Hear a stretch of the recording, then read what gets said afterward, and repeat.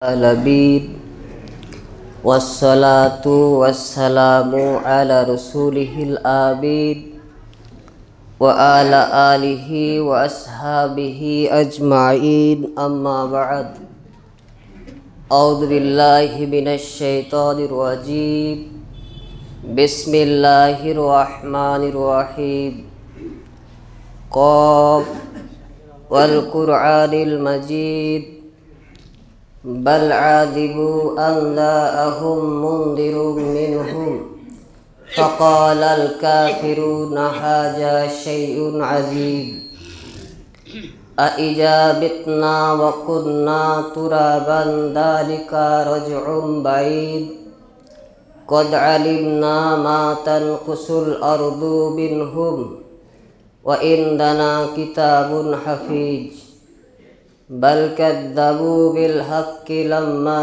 جاءهم فهم في أمر مريج أفلم ينظروا إلى السماء فوقهم كيف بنيناها وزيناها وما لها من فروج والأرض مددناها وألقينا فيها رواسي وأنبتنا فيها من كل زوج بهيج تبصرة وذكرى لكل عبد منيب ونزلنا من السماء ماء مباركا فأنبتنا به جنات وحب الحصيد وقال الله سبحانه وتعالى يا أيها الذين آمنوا اتقوا الله وقولوا قولا سديدا يصلح لكم أعمالكم ويغفر لكم ذنوبكم ومن يطع الله ورسوله فقد فاز فوزا عظيما عن أنس رضي الله عنه قال قال رسول الله صلى الله عليه وسلم كل ابن آدم خطأ خير الخطائين التوابون রাহু তিরমিজি। আজকের এই জুমার খুতবায় উপস্থিত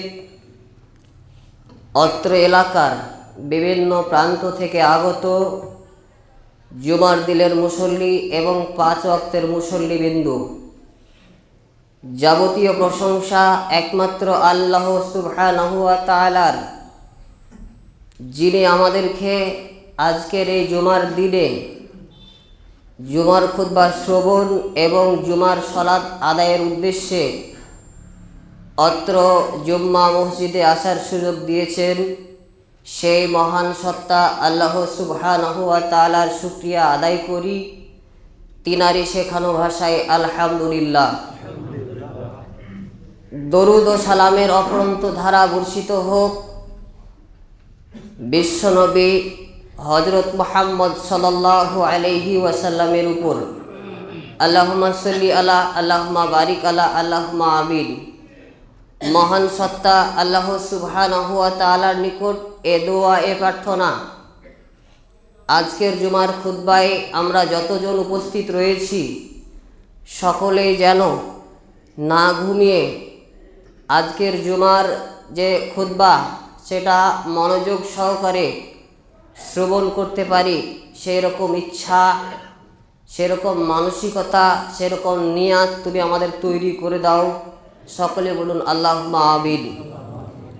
আজকে আমরা জুমার খুতবায় সংক্ষিপ্ত সময়ে যে বিষয়ের উপর কথা বলার চেষ্টা করব, বিষয়টি হচ্ছে সালাতে মনোযোগ বৃদ্ধির উপায়। আমরা যারা সালাত আদায় করি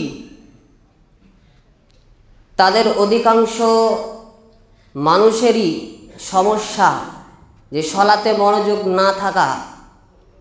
আমরা সালাত কয় রাকাত আদায় করলাম, সালাতে কি বলছি, কয়টা সাজদা করলাম ইত্যাদি বিষয়, এই সালাত যখন আদায় করছি আমাদের সালাতে মনোযোগ থাকছে না, এরকম প্রশ্ন আমাদেরকে করা হয়, জিজ্ঞাসা করা হয়।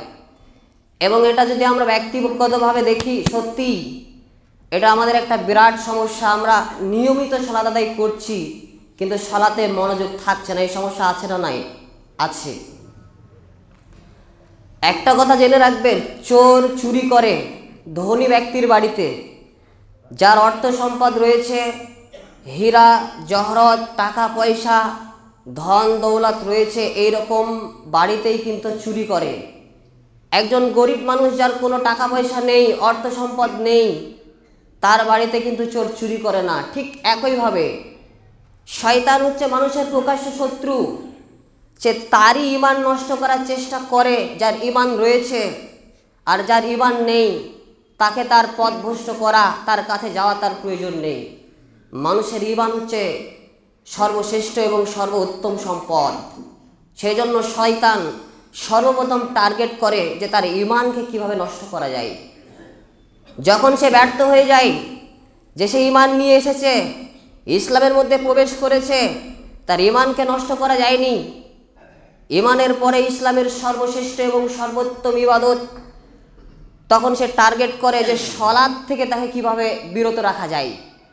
যদি সে সলাৎ থেকেও বিরত রাখতে না পারে, তাহলে তার একটা টার্গেট থাকে যে যেহেতু তাকে আমি সলাৎ থেকে বিরত রাখতে পারলাম না, কিন্তু সলাৎও আদায় করছে, সলাতে তার মনোযোগ কিভাবে নষ্ট করা যায়, সলাতে সন্দেহ বিশৃঙ্খলা কিভাবে সৃষ্টি করা যায়, এই চেষ্টা করে শয়তান। যখন শয়তান আমরা সলাতে দাঁড়াই, তখন আমাদেরকে এইভাবে সে সন্দেহের মধ্যে ফেলে দেয়, আমাদের সলাতে মনোযোগকে নষ্ট করে দেয়। সহিহ বুখারী হাদিস নম্বর 608, আল্লাহ রসুল সাল্লাল্লাহু আলাইহি ওয়াসাল্লাম বলছেন, যখন সলাতের জন্য আজান দেওয়া হয়, তখন শয়তান হাওয়া ছাড়তে ছাড়তে পালিয়ে যায়, যাতে করে সে সলাতের এই আজান শুনতে না পায়। দেখবেন আমাদের সমাজে এক শ্রেণীর মানুষ রয়েছে, তাদেরকে সলাতের জন্য আহ্বান করা হয়। শয়তান যেমন সলাতের আজান শোনার সময় যখন তার কানে পৌঁছে যায়, যাতে করে সে আজান শুনতে না পায়, সেই জন্য সে দৌড়ে পালিয়ে যায়। আমাদের সমাজের এক শ্রেণীর মানুষ আজান শোনার পরেও মসজিদে আসে না, দৌড়ে চলে যায় কি যায় না? যায়। এরা হচ্ছে শয়তানের খালাতো মামাতো ভাই। শয়তান দেখছে যে যখন আজান দেওয়া হয়, তখন সে হাওয়া ছাড়তে ছাড়তে পালিয়ে যায়, এবং যখন আজান শেষ হয় তখন সে আবার চলে আসে। যখন ইকামত দেওয়া হয় সলাতের জন্য, তখন শয়তান আবার পালিয়ে যায়, এবং ইকামত যখন শেষ হয়ে যায় শয়তান আবার চলে আসে। আসার পরে মুসল্লির মধ্যে অনেক কিছু স্মরণ করিয়ে দেয়। দেখবেন যেগুলো সলাতের বাইরে আপনার স্মরণ ছিল না, যত রকমের হিসাব, যত রকমের ঝামেলা, যত রকমের চিন্তা আপনি সলাত আদায় করছেন, এই শয়তান আপনার মধ্যে সেই চিন্তাগুলো ঢুকিয়ে দেয়। আল্লাহ রসুল সাল্লাল্লাহু আলাইহি সাল্লাম এটাই বলছেন যে যখন মানুষ সলাতের মধ্যে দাঁড়িয়ে যায়, তখন শয়তান এইভাবে তার বিশৃঙ্খলা সৃষ্টি করে দেয়। তো আমরা তো বুঝলাম আল্লাহ রসুল এটা বলেছেন যে শয়তান মানুষের প্রকাশ্য শত্রু, এবং শয়তান মানুষের সলাতের মধ্যে বিশৃঙ্খলা সৃষ্টি করবে। এখন বিষয় হচ্ছে, আমরা যেহেতু সলাত আদায় করি, তো সলাতে আমরা মনোযোগ কিভাবে ধরে রাখবো, আমাদের সলাতে মনোযোগ কিভাবে নষ্ট হবে না, এই পথগুলো কি, সলাতে কোন কোন জিনিস মনে রাখলে পরে, খেয়াল রাখলে পরে আপনার মনোযোগ নষ্ট হবে না, আমি শুধুমাত্র পয়েন্ট হিসাবে সেগুলো আপনাকে ধরিয়ে দেব।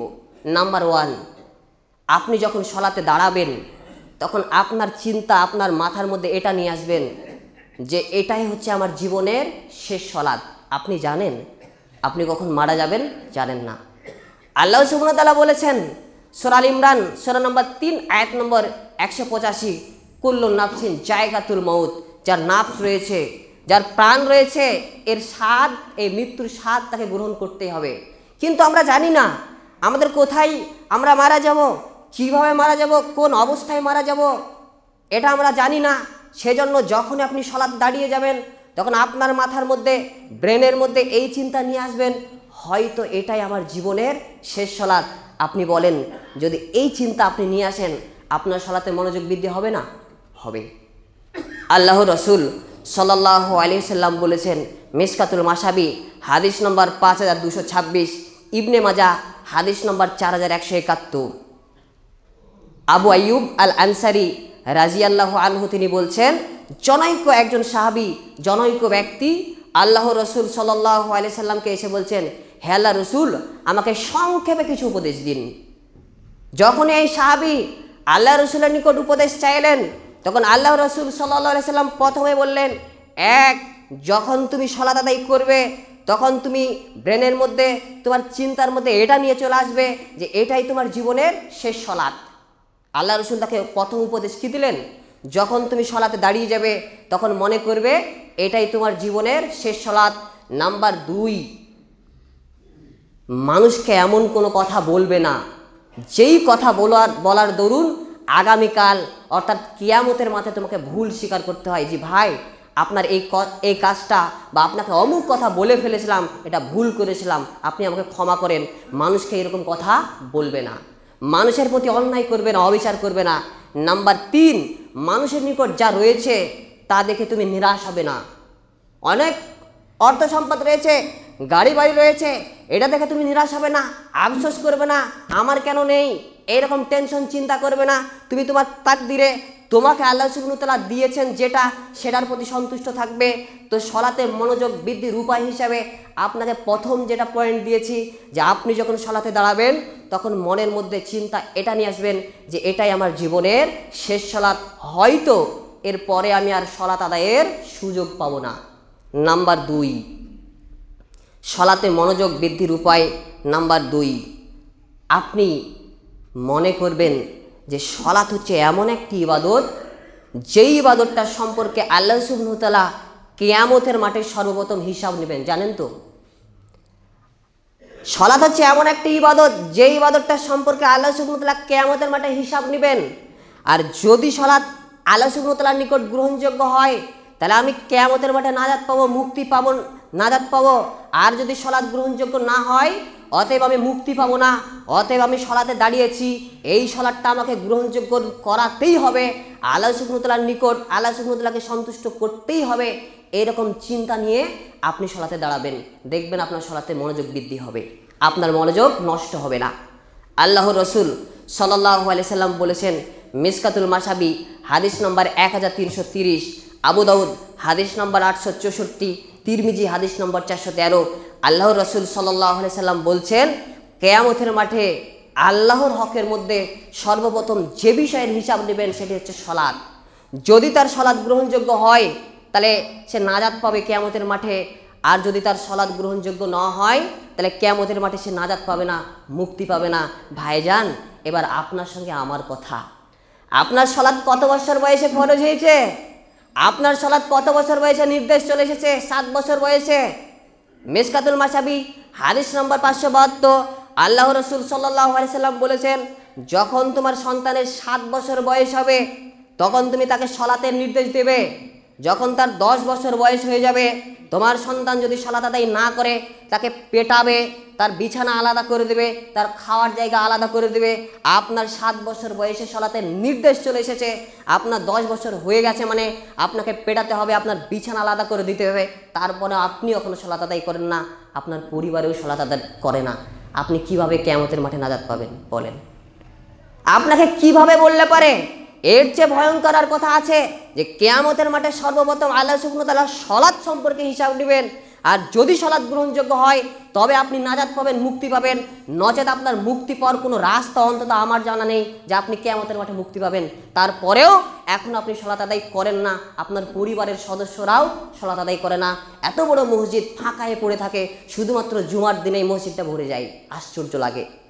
তো যে কথা বলছিলাম যে সালাতে মনোযোগ বৃদ্ধির দ্বিতীয় কারণ আপনাকে বলেছি যে আপনি যখন সালাতে দাঁড়াবেন তখন আপনার চিন্তা এটা নিয়ে আসবেন, সালাত হচ্ছে এমন একটি ইবাদত যে ইবাদতটা সম্পর্কে আল্লাহ সুবহানাহু ওয়া তাআলা কিয়ামতের মাঠে জিজ্ঞেস করবেন। অতএব আমাকে খুব সতর্কতার সাথে এবং এমনভাবে সালাত আদায় করতে হবে যেই সালাতটা আল্লাহ সুবহানাহু ওয়া তাআলা গ্রহণযোগ্য করবেন। নাম্বার 3, যখন আপনি সালাতে দাঁড়াবেন তখন এই চিন্তা নিয়ে আসবেন যে আল্লাহ সুবহানাহু ওয়া তাআলাকে আপনি দেখছেন, অথবা এই চিন্তা যদি না আসে তাহলে পরে এই চিন্তা নিয়ে আসবেন যে আল্লাহ সুবহানাহু ওয়া তাআলা আপনাকে দেখছেন। আচ্ছা বলেন তো, যদি আপনি এই চিন্তা নিয়ে আসেন তাহলে আপনার সালাতে মনোযোগ নষ্ট হবে? হবে না।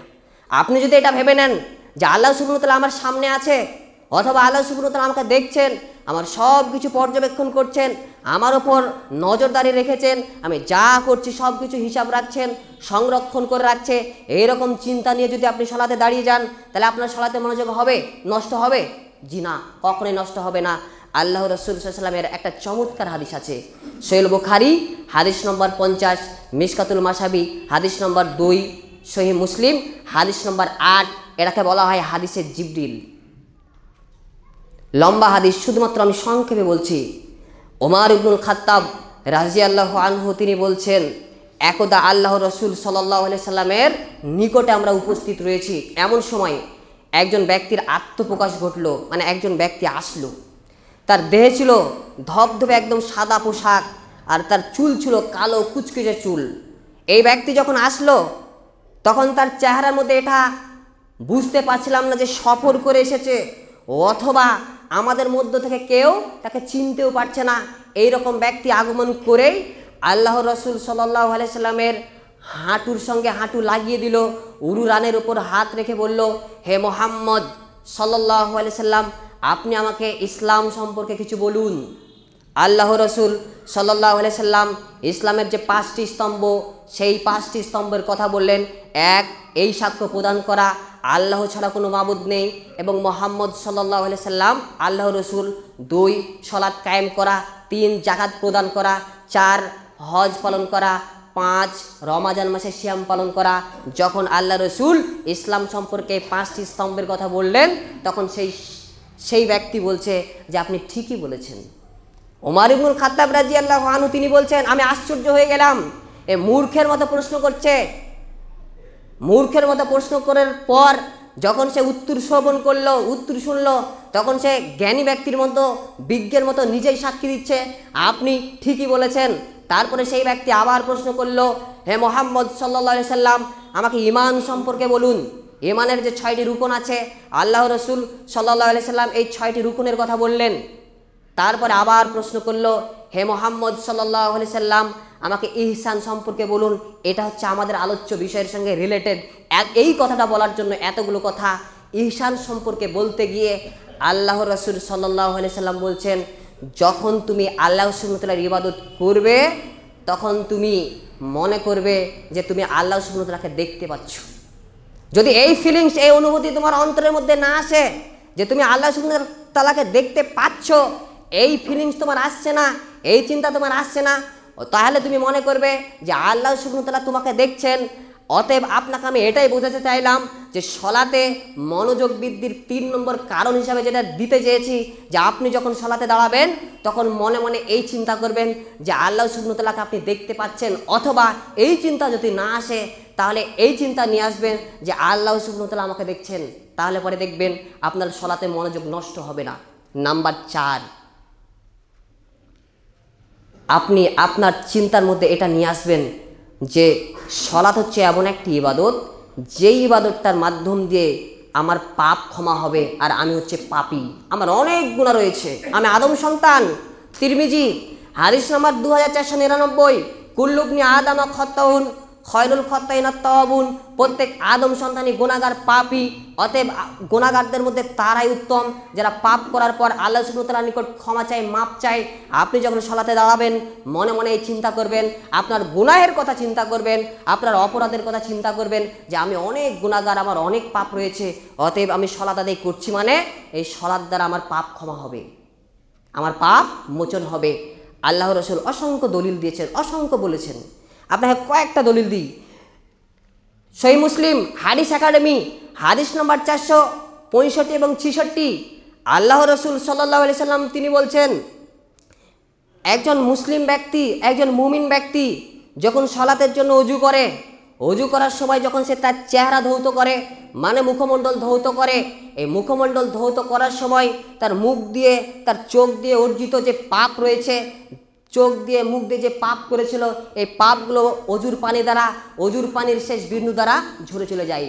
বুঝতে পারছেন? আপনি যখন অজু করছেন মানে আপনার চোখ দিয়ে আপনি অনেক গুনাহ করেছেন, মোবাইলের মাধ্যম দিয়ে অনেক পাপ করেছিলেন, আপনার মুখ দিয়ে অনেক পাপ হয়েছে। আল্লাহ রসুল সাল্লাল্লাহু আলাইহি ওয়াসাল্লাম বলছেন, যখন কোনো মুমিন ব্যক্তি অজু করে, অজু করার সময় যখন সে চেহারা ধৌত করে, তখন সে চেহারা ধৌত করার সময় তার চোখ দিয়ে, মুখ দিয়ে যে পাপ হয়েছিল, এই অজুর পানি দ্বারা, অজুর পানির শেষ বিন্দু দ্বারা ঝরে চলে যায়।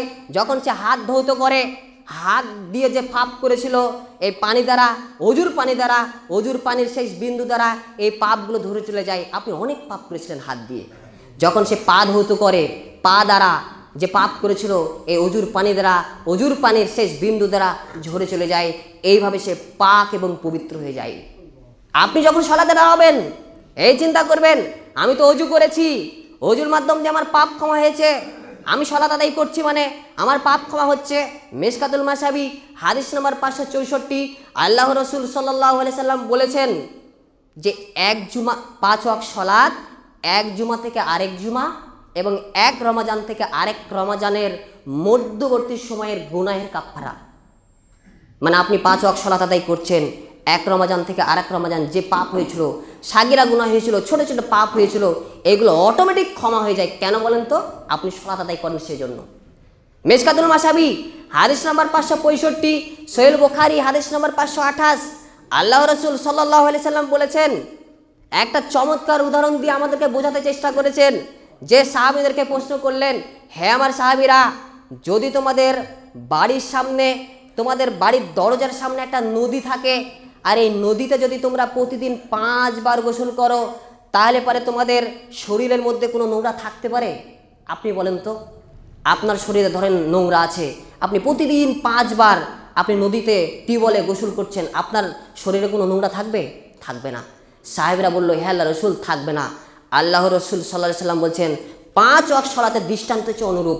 যেই ব্যক্তি প্রতিদিন 5 ওয়াক্ত সালাত আদায় করবে, ওই ব্যক্তির অনুরূপ কোনো পাপ গুনাহ থাকতে পারে না। সালাত হচ্ছে এমন একটি ইবাদত, আপনি সালাত আদায় করছেন মানে আপনার দ্বারা যে পাপ হয়ে যায়, এই পাপগুলো এই সালাত আদায় দ্বারা ক্ষমা হয়ে যায়।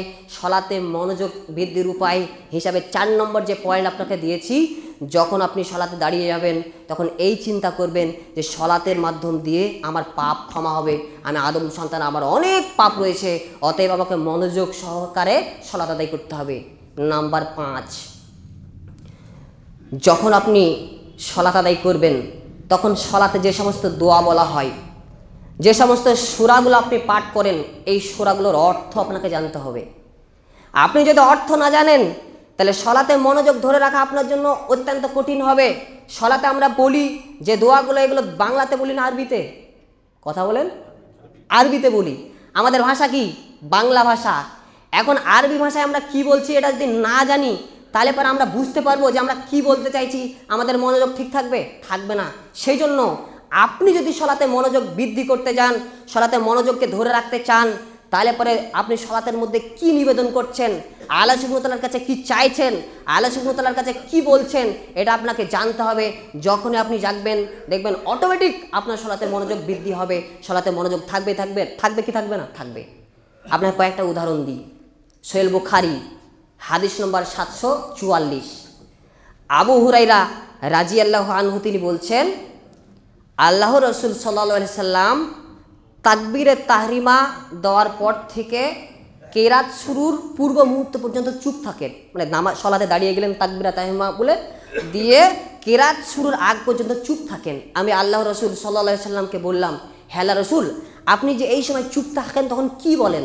তখন আল্লাহ রসুল সাল্লাল্লাহু আলাইহি সাল্লাম বললেন, আল্লাহুম্মা বাঈদ বাইনি ওয়া বাইনা খতায়ায়া কামা বাআদতা বাইনাল মাশরিকি ওয়াল মাগরিবি, আল্লাহুম্মা নাক্কিনি মিনাল খতায়া কামা ইউনাক্কাস সাবুল আবিয়াযু মিনাদ দানাস, আল্লাহুম্মা আগসিল খতায়ায়া বিল মাই ওয়াস সালজি ওয়াল বারাদ। আমরা পাঠ করি না?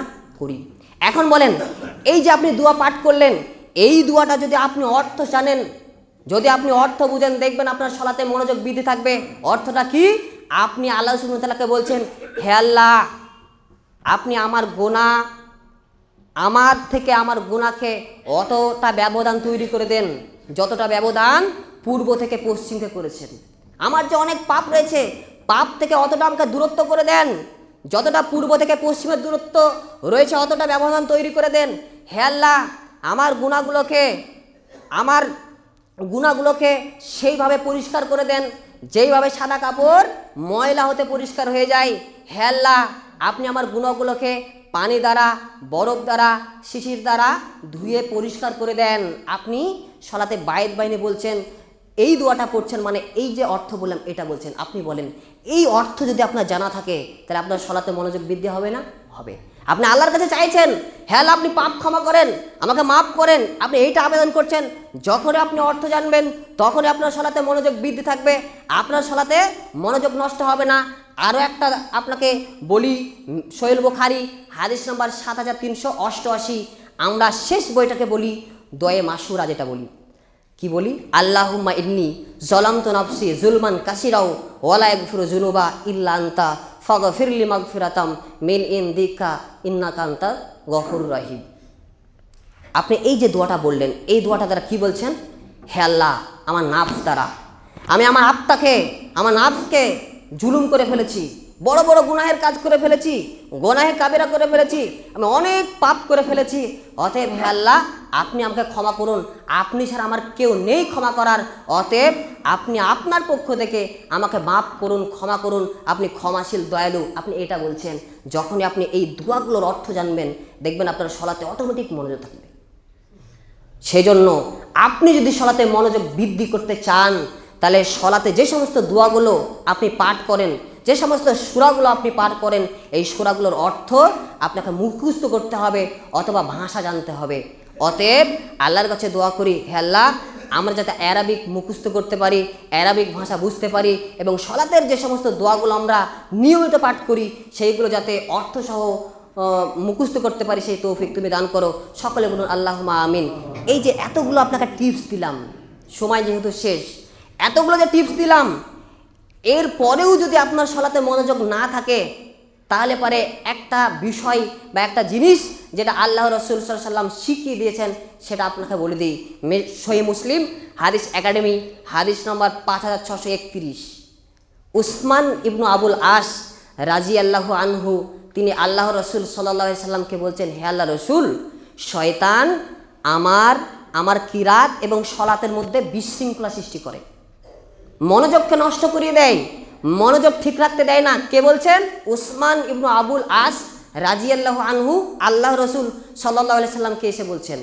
তখন আল্লাহ রসুল সাল্লাল্লাহু আলাইহি সাল্লাম বলছেন, এই শয়তানের নাম হচ্ছে খিনজিব। কি বললাম? খিনজিব। আল্লাহ রসুল সাল্লাল্লাহু আলাইহি সাল্লাম বলছেন, যখন তুমি এই শয়তানের উপস্থিতি অনুভব করবে, বুঝতে পারবে যে শয়তান তোমাকে বিশৃঙ্খলা করছে, সলাতের মধ্যে মনোযোগ নষ্ট করে দিচ্ছে, সলাতে বিশৃঙ্খলা সৃষ্টি করছে, তখন তুমি আউযুবিল্লাহ বলে বা আল্লাহ সুবহানাহু ওয়া তাআলার নিকট আশ্রয় প্রার্থনা করে বাম দিকে 3 বার থুথু নিক্ষেপ করবে। কি বললাম? আউযুবিল্লাহ বলে বাম দিকে 3 বার থুথু নিক্ষেপ করবে। উসমান ইবনু আবুল আস রাদিয়াল্লাহু আনহু তিনি বলছেন, আল্লাহ রাসূল সাল্লাল্লাহু আলাইহি ওয়াসাল্লাম যখন আমাকে এই কথাটা বললেন, আমি এই কাজটা যখন করলাম, শয়তান কখনো আমাকে সলাতে মনোযোগকে নষ্ট করে দিতে পারেনি। সেই জন্য আপনি এতগুলো টিপস মনে রাখলেন, এতগুলো টিপস আপনি চিন্তা ভাবনা করলেন, এতগুলো বিষয় আপনি আপনার ব্রেনের মধ্যে নিয়ে আসলেন, তারপরে আপনার সলাতে মনোযোগ থাকছে না।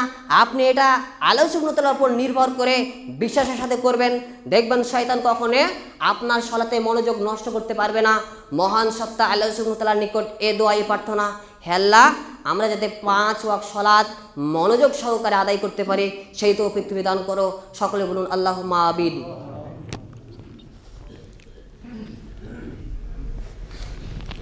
আলহামদুলিল্লাহি ওয়াহদা ওয়াসসালাতু ওয়াসসালামু আলা মাল্লা নবিয়া বাদা আম্মা বাদ।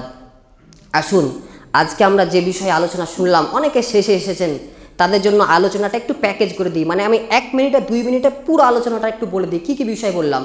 তো সলাতে মনোযোগ বৃদ্ধির উপায় হিসাবে ভূমিকা স্বরূপ কিছু বলেছি, তারপরে 1 নম্বর পয়েন্ট দিয়েছি মুখস্থ করবেন। এগুলো যেহেতু আমাদের প্রতিদিন লাগবে, সেজন্য আলোচনা শুনে মুখস্থ করতে হবে। নাম্বার 1, আপনি যখন সলাতে দাঁড়াবেন তখন মনে করবেন যে এটাই আপনার জীবনের শেষ সলাত। নাম্বার 2, মনে করবেন এটা হচ্ছে এমন একটি ইবাদত যে ইবাদতটা সম্পর্কে আল্লাহ সুবহানাহু ওয়া তাআলা কিয়ামতের মাঠে জিজ্ঞাসা করবেন। আর যদি এই সলাত যদি গ্রহণযোগ্য না হয় তাহলে কিয়ামতের মাঠে আপনি নাজাত পাবো না, মুক্তি পাবো না। নাম্বার 3, আপনি আপনার ব্রেনের মধ্যে এই চিন্তা নিয়ে আসবেন যে আপনি আল্লাহ সুবহানাহু ওয়া তাআলাকে দেখছেন, অথবা এই চিন্তা যদি না আসে তাহলে এই চিন্তা নিয়ে আসবেন যে আল্লাহ সুবহানাহু ওয়া তাআলা আপনাকে দেখছেন। নাম্বার 4, আপনার গুনাহের কথা স্মরণ করবেন সলাতে দাঁড়িয়ে, আপনি অনেক গুনাহগার, আপনার অনেক পাপ রয়েছে, আর এই সলাত আদায় দ্বারা আপনার গুনাহ ক্ষমা হবে, পাপ মোচন হবে। নাম্বার 5, আপনি সলাতে যে সমস্ত দোয়া পড়ছেন যে সমস্ত সূরাগুলো পাঠ করছেন এই সূরাগুলোর অর্থ জানবেন, দেখবেন এইগুলো যদি আপনি ফলো করেন ইনশাআল্লাহ আপনার সলাতে মনোযোগ বৃদ্ধি হবে, শয়তান আপনাকে সলাজে বিশৃঙ্খলা সৃষ্টি করতে পারবে না। মহান সত্তা আল্লাহ সুবহানাহু ওয়া তাআলার নিকট এ দোয়া এ প্রার্থনা, হে আল্লাহ আজকের এই জুমা মসজিদে আমরা যতজন উপস্থিত রয়েছি সকলেই যাতে 5 ওয়াক্ত সালাত জামাত সহকারে আদায় করতে পারি সেই তৌফিক তুমি দান করো। হে আল্লাহ যারা এখনো সলাতের প্রতি উদাসীন, সলাত আদায় করছে না, নিজেরা নিজের পরিবারে এখনো সলাত প্রতিষ্ঠা করতে পারেনি, হে আল্লাহ তাদের এমন মানসিকতা তুমি তৈরি করে দাও যে মানসিকতা আসলে পরে 5 ওয়াক্ত সলাত আদায় করতে পারবে। হে আল্লাহ তুমি আমাদেরকে কবুল করো, সকল বলুন আল্লাহুম্মা আমিন। হে আল্লাহ শয়তান যাতে আমাদের সলাতে মনোযোগ নষ্ট করতে না পারে সেই থেকে আমাদেরকে পরিত্রাণ দাও, সকলে বলুন আল্লাহুম্মা আমিন। হে আল্লাহ আমাদের মধ্যে যারা অসুস্থ আছে তাদেরকে শিফা দান করো, যারা মারা গেছে তাদের কবরের শাস্তিকে মাফ করো। আল্লাহুম্মা সাল্লি আলা মুহাম্মাদি ওয়ালা আলি মুহাম্মাদ কামা সাল্লাইতা আলা ইব্রাহিম ওয়ালা আলি ইব্রাহিম ইন্নাকা হামিদুম মাজিদ। আল্লাহুম্মা বারিক আলা মুহাম্মাদি ওয়ালা আলি মুহাম্মাদ কামা বারাকতা আলা ইব্রাহিম ওয়ালা আলি ইব্রাহিম ইন্নাকা হামিদুম মাজিদ। সুবহানা রাব্বিকা রাব্বিল ইজ্জাতি আম্মা ইয়াসিফুন ওয়া সালামুন আলাল মুরসালিন ওয়ালহামদুলিল্লাহি রাব্বিল আলামিন।